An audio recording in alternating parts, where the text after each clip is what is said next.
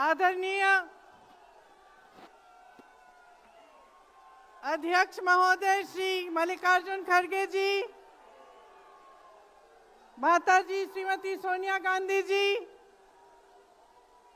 बड़े भाई श्री राहुल गांधी जी, मंच पर विराजमान सभी वरिष्ठ नेतागण, सभी कांग्रेस के महासचिव, इंचार्ज सचिव, पीसीसी के अध्यक्ष, माननीय मुख्यमंत्री जी, सबका इस सभा में आज बहुत बहुत स्वागत। और मेरे प्यारे कार्यकर्ता भाइयों और बहनों,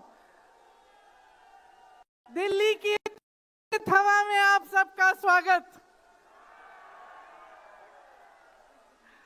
खास तौर से मेरे यूपी के जो भाई बहन हैं, आपने बहुत मेहनत की है, आपको बहुत बहुत स्वागत। कोहरे में आप आज सुबह सुबह ठंड में निकले, मैंने आपके वीडियो देखे, आपकी फोटो देखी, इसके लिए बहुत बहुत धन्यवाद।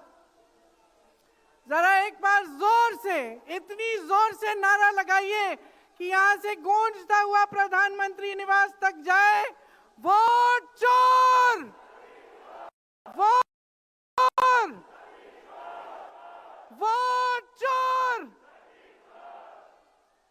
ये वोट क्या है, इसकी कीमत क्या है हमारे जीवन में, इसको समझना बहुत जरूरी है। बहुत समय पहले जब आजादी की लड़ाई शुरू हो रही थी और नेहरू जी जगह जगह जाते थे लोगों से मिलने के लिए, तो एक नारा गूंजता था। जब वो पहुंचते थे तो देश की जनता भारत माता की जय जयकार करती थी। उस समय नेहरू जी ने इस बात का उल्लेख किया कि भारत माता क्या है।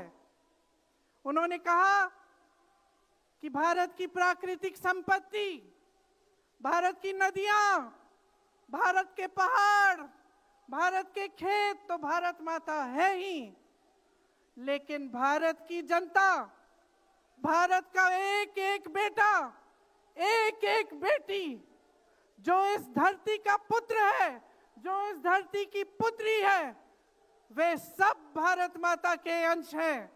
वे सब एक तरह से भारत माता ही हैं। और इसी सोच, इसी भावना ने हमारे संविधान को बनाया। इसी भावना ने आप सबको एक एक वोट दिया, जिससे आपका सबसे बड़ा अधिकार सरकार को चुनने का, सरकार को गिराने का आपको मिले। इसी सोच ने, इसी भावना ने इस तरह की संस्थाएं बनाई कि लोकतंत्र को मजबूत रखें। कैसी संस्थाएं थी ये? न्यायपालिका, मीडिया, संसद, ये राजनीतिक दल जिसका हम भाग हैं, विपक्षी दल, सत्ता पक्ष के जो नेता हैं वो, चुनाव आयोग, ये सब जनता के हित की रक्षा के लिए बनाए गए।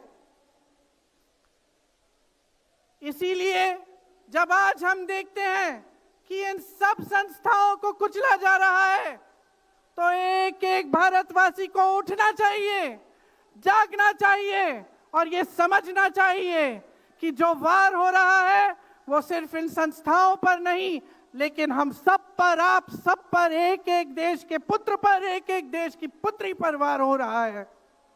और इसे समझना बहुत ज्यादा जरूरी है। आज न्यायपालिका दबाव में है। सारी मीडिया, मेरे भाई बहन मीडिया के जो यहाँ खड़े हैं, बेचारे मजबूर हैं। सारी मीडिया या अडानी जी की है या अंबानी जी की है। आज परिस्थितियां ये है कि पिछले आम चुनाव में मुख्यमंत्रियों को जेल में डाला गया, कांग्रेस पार्टी का बैंक अकाउंट बंद कर दिया गया, भ्रष्टाचार के नाम पे तरह तरह के इल्जाम लगाए गए जिसका कोई प्रमाण नहीं है। ईडी भेजी, इनकम टैक्स भेजा, सीबीआई भेजी, और जैसे जैसे जिनका दिल कमजोर था जो सह नहीं पाए वो इसकी उनकी पार्टी में शामिल हो गए, वैसे वैसे इनकी वॉशिंग मशीन उनको धोकर उनको पाक बनाती रही। आज संसद को देखिए, संसद को देखिए, मुश्किल से एक सत्र में एक दो बहस होती है। और जब हमने कहा, राहुल जी ने मुद्दा उठाया, खड़गे जी ने मुद्दा उठाया कि हमें बहस करनी है चुनाव पे, एसआईआर पे, जिस तरह से वोट चोरी हो रही है उस पे, तो घबरा गए, मानी नहीं बात। अंत में जाकर कैसे माने कि हम वंदे मातरम पर भी चर्चा करेंगे। तो हम संसद में ये बहस करते रहे कि राष्ट्रगीत किसका है, राष्ट्रगीत कैसे बना, राष्ट्रगीत क्यों बना, और जो बड़ी बड़ी समस्याएं हैं जिससे आप जूझ रहे हो, बेरोजगारी, महंगाई, पेपर लीक, उसके बारे में चर्चा करने की हिम्मत नहीं है। हिम्मत क्यों नहीं है?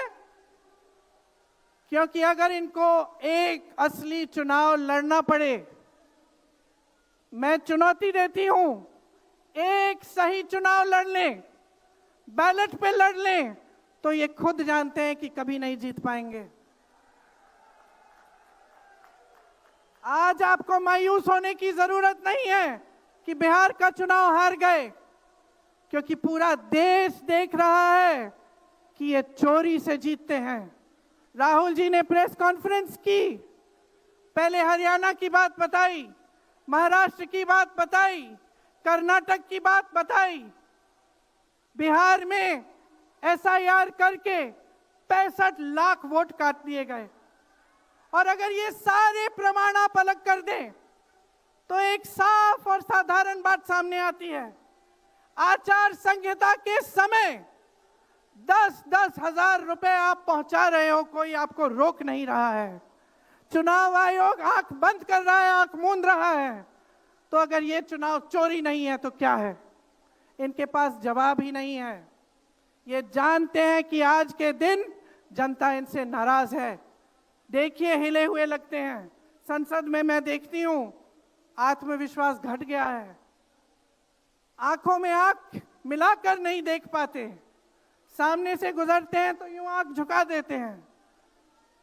आत्मविश्वास कम हो गया है, घट गया है, अपने आप में विश्वास घट गया है, क्योंकि जनता का विश्वास भाजपा से, इनकी सरकार से, प्रधानमंत्री मोदी जी से, अमित शाह जी से सबसे हट चुका है।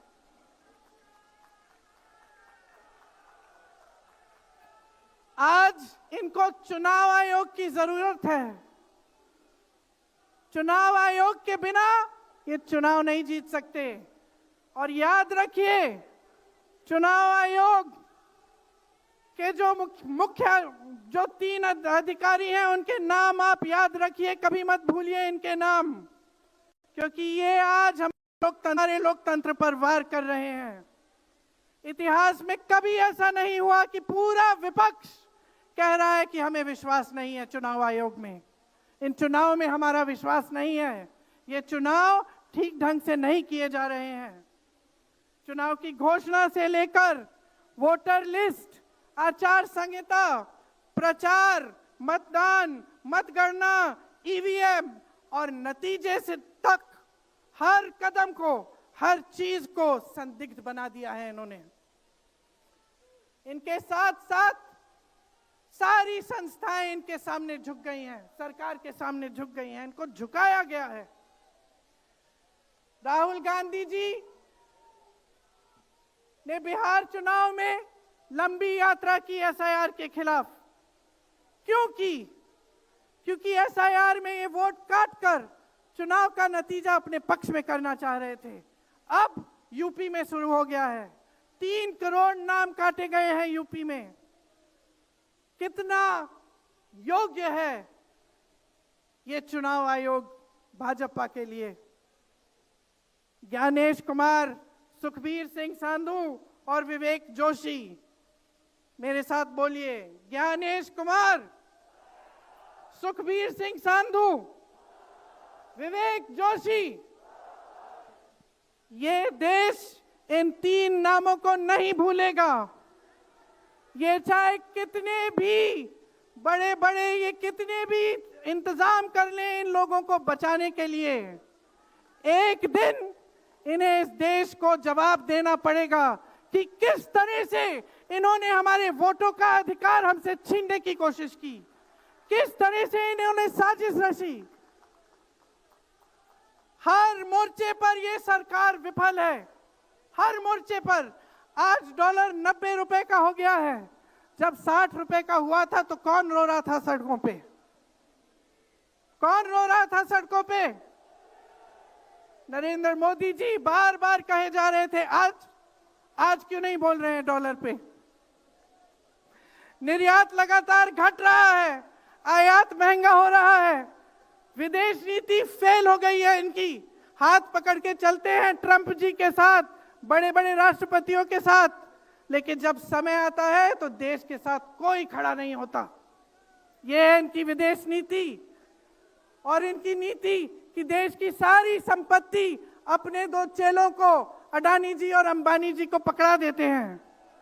यहां देश का नौजवान महंगाई से जूझ रहा है, बेरोजगारी से जूझ रहा है, पेपर देता है, लीक हो जाता है, कोई उसकी सहायता नहीं है, नशे की तरफ जा रहा है, बेटिंग ऐप में पूरे दिन बिताता है। और बेटिंग ऐप चलाया कहां से जा रहा है? कहां से चलाया जा रहा है? सूत्रों के मुताबिक प्रधानमंत्री के ऑफिस में ही एक शख्स ने बेटिंग ऐप के साथ में घोटाले किए हैं। इसकी चर्चा होती है क्या सदन में? क्यों नहीं होती? आपकी बेरोजगारी की चर्चा होती है, महंगाई की चर्चा होती है, मेरी बहनें यहां खड़ी हैं, आपकी सुरक्षा की चर्चा होती है। न सदन में होगी, ना बड़ी बड़ी रैलियों में करेंगे ये लोग, ना आपके पास आकर आपसे बात करेंगे, आपके हालचाल पूछेंगे, आपसे पूछेंगे कि किस संघर्ष से आप गुजर रहे हो, कैसे जी रहे हो। क्योंकि हिम्मत नहीं रही इनकी, हिम्मत नहीं रही। जो था, जो बना था, जो 75 सालों से सबने संघर्ष करके बनाया था, वो सब तमाम बिगाड़ रखा है। तो मैं यहां लंबी बात नहीं करना चाहती, आपसे सिर्फ ये कहना चाहती हूं कि आपका ध्यान भटकाने के लिए रोज रोज ये कोई नया मुद्दा निकालते हैं। आप खुद देख रहे हैं, आप अपना ध्यान केंद्रित करिए। ये वोट का अधिकार आपका सबसे बड़ा अधिकार है। इन्होंने सब कुछ खत्म कर दिया है, लेकिन सच्चाई आप देख रहे हैं, सच्चाई आप आज समझने लगे हैं। और वो सच्चाई आपकी सच्चाई है, आप जीते हैं उसे। ये आपका अधिकार है जो आस्ते आस्ते आपसे लिया जा रहा है। हमारी एक लंबी लड़ाई है, भारत माता की आत्मा की रक्षा की लड़ाई है। राहुल जी 8000 किलोमीटर की यात्रा करके आए हैं, देश भर में पहले पैदल चले, फिर यात्रा की इन्होंने किस लिए? न्याय के लिए, देश की एकता के लिए। हमारे अध्यक्ष जी खड़गे जी, इस उम्र में मैंने देखा है 47 डिग्री की गर्मी में हेलीकॉप्टर से उतरते हुए ऐसे बड़े बड़े मंचों में पसीने से लथपथ, लेकिन झुकते नहीं हैं, हटते नहीं हैं, चलते रहते हैं। ये है हमारी कांग्रेस की शक्ति। ये वही शक्ति है जिसने स्वतंत्रता संग्राम में हमें आजादी दिलाई। ये वही शक्ति है जो सच्चाई से पीछे कभी नहीं हटेगी। ये वही शक्ति है जो आप सबको यहां लाई है, आज आपको ये संघर्ष की शक्ति दी है कि इस माहौल में इस समय आप खड़े रहे अपनी पार्टी के साथ। ये देश की महान जनता है और हम अपना दायित्व समझते हैं, अपना धर्म समझते हैं कि हम आपके वोट की रक्षा करें, संविधान की रक्षा करें और आपके अधिकारों को मजबूत करें। इसलिए आज हम यहाँ आपके सामने आए हैं ये कहने के लिए कि हम लड़ते रहेंगे, हम कभी नहीं झुकेंगे, हम कभी नहीं रुकेंगे। धन्यवाद। जय हिंद।